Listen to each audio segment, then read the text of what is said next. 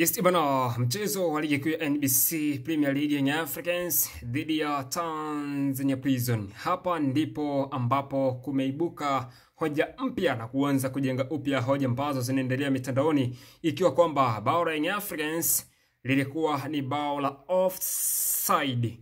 Kwa mchambuzi wa soka Tanzania Hans Lafid anasema goli la pili Young Africans ni clear offside ya wazi, wakati Mudathir Yahya Bas anaachia pass kwenda kwa Clement Mzize alikuwa kwenye eneo la kuotea. Waamuzi wamezingua kwa mara nyingine tena bao la pili Young Africans, bao ambalo limefungwa na Mwamba Lusaka Chama Clatous, halikupaswa kuwa bao halali kwa sababu ni offside. Na kama unavyotazama katika picha hii inajiridhisha kwamba kweli hapa kulikuwa kuna offside. Tazama umbali aliopo Clement Mzize ambaye alipokea pasi kutoka kwa Mudathir Yahya Bas, na walinzi watatu wa Tanzania Prison walikuwa hapa katikati. Hii inaonyesha kwamba kweli hili lilikuwa sio bao halali kwa Young Africans, ilikuwa ni clear offside.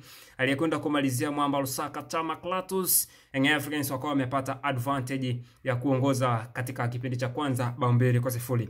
Ni maoni kutoka kwa mchambuzi nguli, kipenzi cha mashabiki wa soka kwa sasa, Hans Raphael Mombeki, akitanabaisha ya kwamba hili lilikuwa ni clear offside kwa Young Africans. Hawakustahili kupata bao hili ambalo walilifunga, ikiwa ilikuwa ni nafasi ya kuotea kwa Clement Mzize ambaye alikwenda kuassist bao hilo kwenda kwa Chama Clatous Mwamba Lusaka ambaye leo ni birthday yake. Achana na offside ya Young Africans ambayo kwa mujibu wa picha za marudio inaonekana kwamba ilikuwa ni clear offside.